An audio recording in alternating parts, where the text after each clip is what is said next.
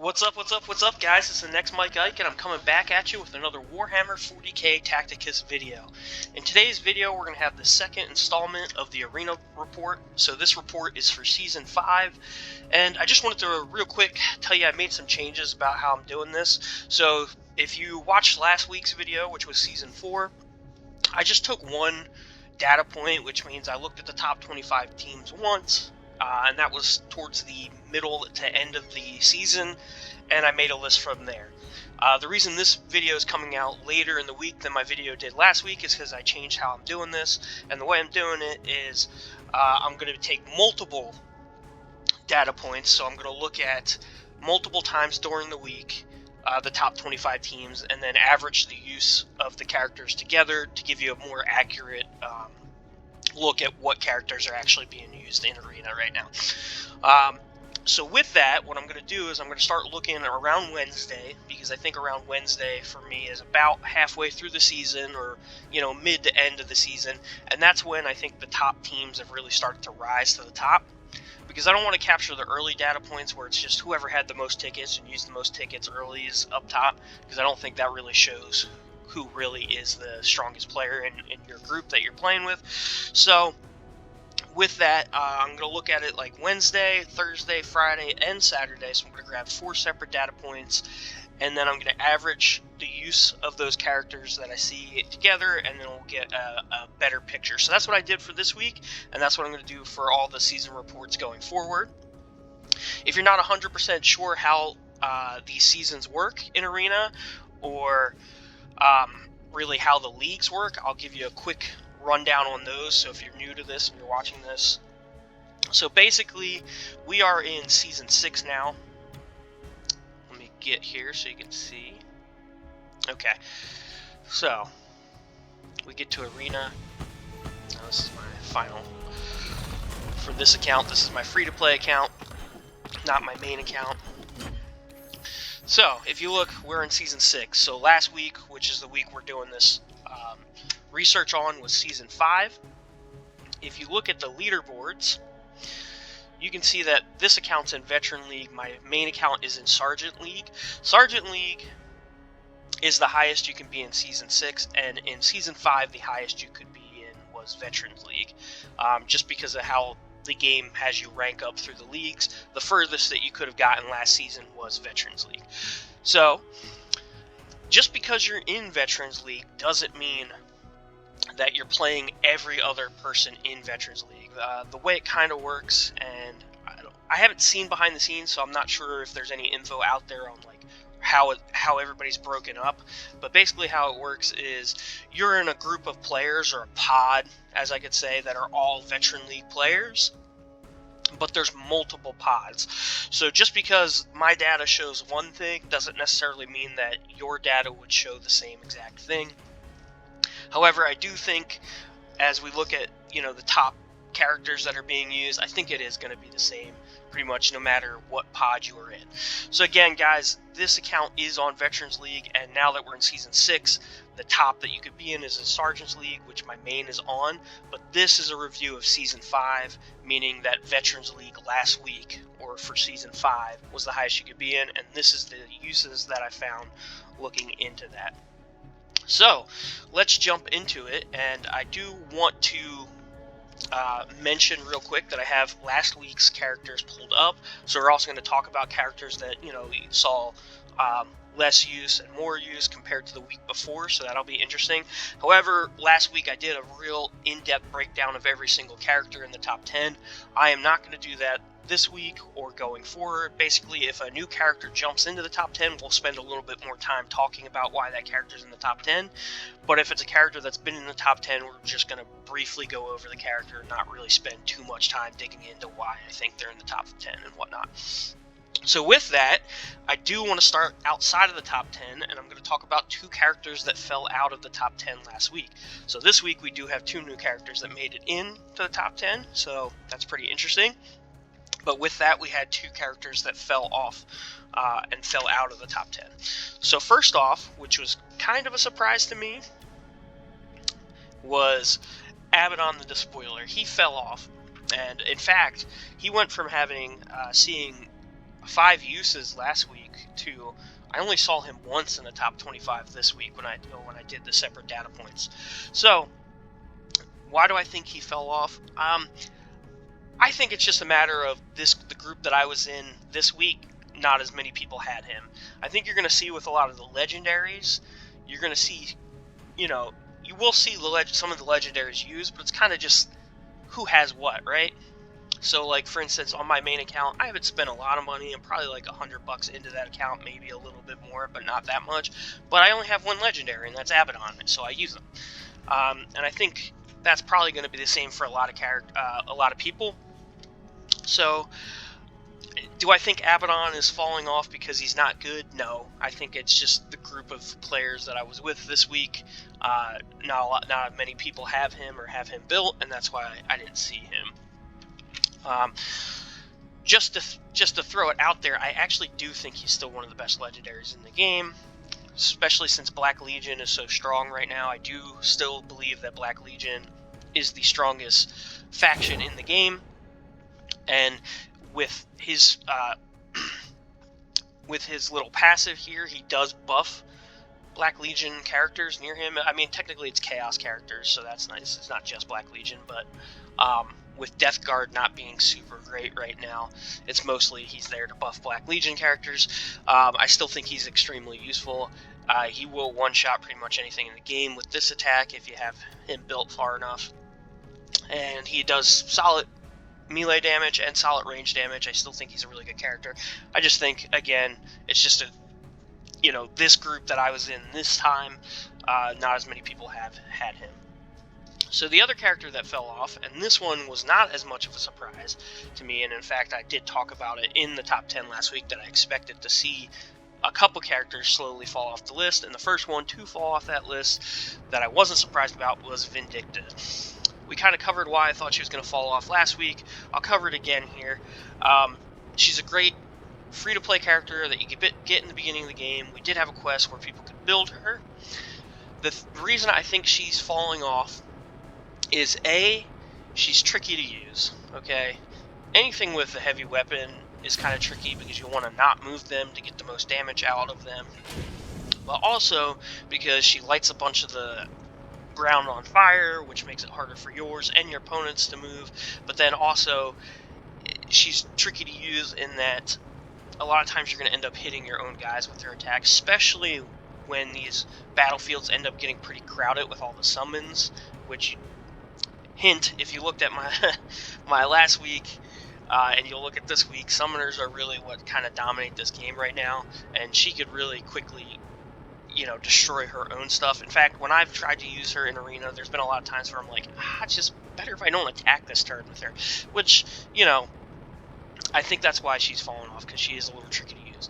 Also, her damage falls off if you can't keep this skill up with her level, which, as everybody knows, the badges are one of the problems with this game, like one of the hard parts of this game. So keeping this skill up to the same level as her is very important, and if you don't, this damage ends up falling off really, really quick too. So that's why I think she's fallen off.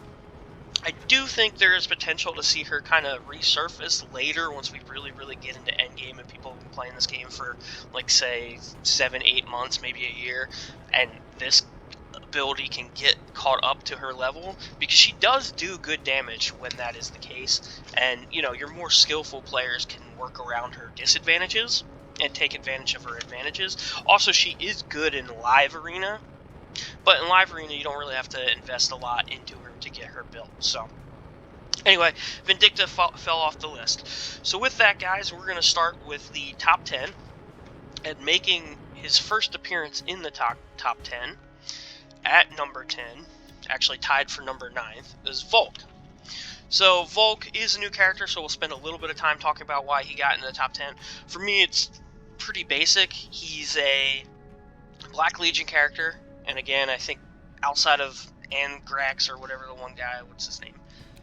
Yeah, outside of Angrax, I think all of the Black Legion characters are really, really good, and especially 2 of them, as you'll see later, being some of the strongest characters in the game right now.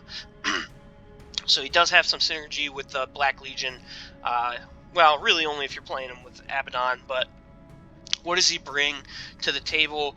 Well, he brings a really nice AoE damage, okay? As you can see, obviously I don't have him unlocked, so this is at his lowest ability. Deals 6 hits with heavy round damage. Heavy round damage has a nice 55 pierce ratio, which is pretty good, with hits evenly distributed between all enemies in range. Each unit gets suppressed. I believe his range is 3, so he'll deal some nice AoE damage with that. And then Volk has a 30% chance of adding 10 heavy round damage and 20% pierce to all hits when performing a ranged attack, so it actually does a little bit more than that. Also, then you've got Let It Burn. That a unit or units adjacent to it, if that unit is not chaos, this applies. So if stuff is bunched up, there's even a higher trigger for extra damage there. Okay. He does have Demon. This unit has additional 25% chance to block up to 50% of its own current damage stat. Okay. And then he has Suppressive Fire, so even besides this, his regular attacks do suppressive. And his regular attack, I believe, is a range 3 ranged attack too. So overall, he's a really solid ranged attack with nice AoE support. And I think that's why we're seeing him. Coming in at number 9 is the only legendary on the list and is a returning character from last week. This one was tied for number 9, and it's Morven Vol.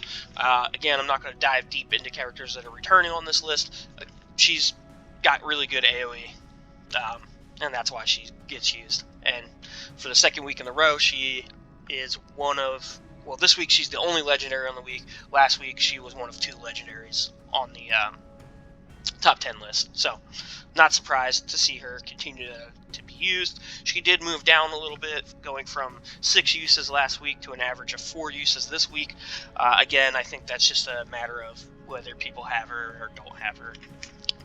Alright, coming in at number 8, returning on the list, is Certus. Okay, Certus we covered last week. I do think you're going to start to see him fall off, and actually, we'll talk about it at the end of this list. I think he's going to completely fall off of this list, probably in a week or 2, and I'll cover why I think that. But right now, he went from 8 uses last week down to 5 uses this week. I'm still using him in my team. He does do really good damage. This Overwatch is really nice in the normal arena, just because you're pretty much always going to let your opponent come in at you, and the AI just basically runs that stuff forward as far as it can. So he will overwatch something. Sometimes he'll one-shot, depending on how strong your character is, and then his turn will go. And if he didn't one-shot something, he's usually able to finish whatever he hit on the Overwatch off, or if he did one-shot, then he put his damage into other stuff. And since he is heavy weapon, Overwatch is pretty nice, because if you haven't moved, that does trigger too. So with that, that is Certus at number 8. Really, he's tied for number 7, but just like last week, if there's a tie, I kind of ranked which ones I think is actually more important. Alright, coming in at number 7 with 5 uses is the second new character to make the list, and I think this is a character we're going to see continue to make these lists, make the top 10 list until some nerfs happen to the better characters right now. And I'm not saying I hope nerfs happen. The game has hinted some balance changes are occurring. I hope they're not like overpowered and really ruin this game and wreck stuff people have spent time, because every character in this game, it takes tons of time to build up. So hopefully they're not like that big of a nerf, but I think some changes to summons probably would be better for the better of the game.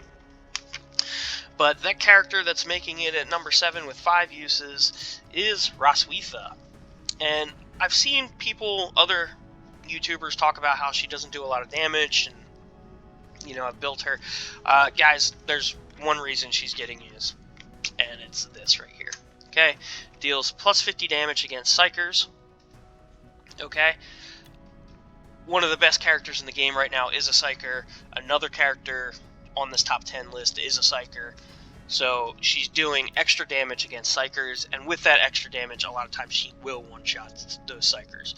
She also does extra damage against demons, So with my particular group this week having Volk being in there, being a demon, she's doing extra damage against them with this ability. Also, this ability does way more damage against demons, and then all demons within 2 hexes of the target take plus 30 damage this round. A lot of times, if you're going against an opponent, she can one-shot the opponent's your opponent's Archimados, but if she doesn't and he gets those demons out, they're going to be grouped around whatever target they were attacking. So if she doesn't get there in time to do that, a lot of times she can come in with this skill and just wipe all those demons off the board. So with the characters that are kind of meta right now, I do think we will continue to see her. And also because of the Trials of Faith event that we had, a lot of people have her, you know, unlocked at like legendary, or unlocked at epic, and some people even have her unlocked at legendary. So, you know, you could really put investments into her, and even though she's kind of a hard character to grind shards for, a lot of people don't need to grind that many shards for her because they already have her unlocked at a high level. So, with that being said, that is Roswitha, the second new character on the top 10 list.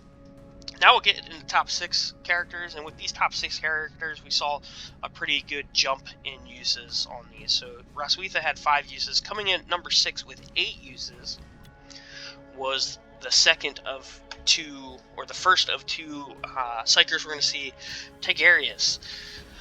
This one actually kind of surprised me. I'm surprised that we're still seeing him hang on. I do think eventually he will fall off. You know, I think this is just a case of a lot of people have him built. He does have a decent passive, although it does encourage you to group up. But depending on the enemy's team composition, they might not be able to take care of you, take advantage of your characters being grouped up. So maybe that's why we're seeing him, because this is a nice passive. This AoE, the 4-hit AoE is pretty decent. But I was actually kind of surprised to see him still hanging on. And not just hanging on, actually his uses went up from 6 last week to 8 this week, so pretty interesting. So coming in at number 5 with 11 uses, this is the top 5 guys is going to be the same as last week. It's just the order might have changed a little bit. So coming in at number 5 with 11 uses was, where is he? The Boss Man, Boss Goldwarts. He's another one of these characters that I kind of scratch my head at. He hits decently okay. The problem with his hits is it doesn't have a lot, like, I don't have him unlocked here so you can't see it, but he doesn't have a lot of pierce on his hits, and he's a multi-hitter, which can mean you struggle with characters that have armor pretty bad. But his WOG is nice, although it's more useful on offense than it is on defense. I love seeing him when I'm going against opponents on defense, because it usually just means he's going to WOG, and all the opponent's characters are just going to move up and be out of range of my stuff, and then I can move up and hit stuff. So I do actually like seeing him when I'm playing against defensive teams.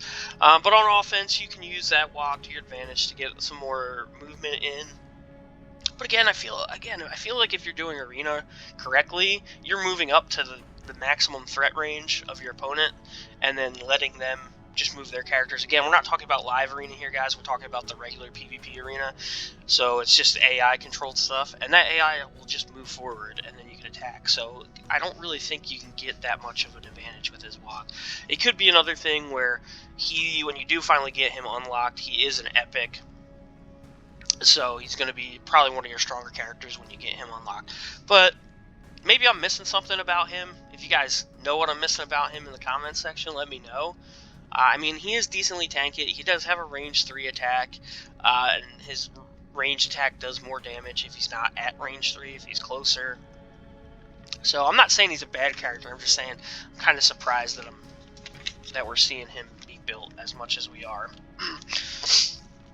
So if I'm missing something, if you guys know what the secret is behind him and why, what I'm missing on paper with him, I do have him actually unlocked at legendary level on my main account, and I don't use him. So maybe I'm just messing up, and maybe I should be using him. Alright, coming in at number 4, same spot as last week, but with more usage, more uses, is Harkin. So, Boss Golgorts was one of 2 epics that you're going to see on this list. Harkin is the next one. Not much to say about Harkin. He does everything. Everything in this game he does good. Yes, he doesn't have a ranged attack, but other than that, he does everything in this game good. He has high pierce on his main attack. He does multi-hits. So high pierce means he deals with armor really well. Multi-hits means he deals with scarabs and that kind of thing. His damage is really good. He's got flight. He's got movement speed 4. He's got decent armor, and he actually he's not tanky, but he's tankier than you'd expect him to be. And then he has the Let the Galaxy Burn trait because he's Black Legion. Just all around, I'd say he's probably the best all-around character in the game. Maybe outside of a couple of legendaries, just because he just does everything. Anything you could ask him to do, he does, except, like I said, ranged attacks. But with the speed, movement speed of 4, he doesn't really need ranged attacks. And yeah, the more stuff he kills, the harder he hits too. So he's just a beast. Not surprised to see him still here. And like I said, he went up from 10 uses last week to 14 uses this week. I won't be surprised if he cracks the top 3 next week. And the reason I say that is coming in at number 3 is Owl of Noel. Now, Owl of Noel was number 2 last week and had 18 uses. This week, she fell down a little bit to 15 uses.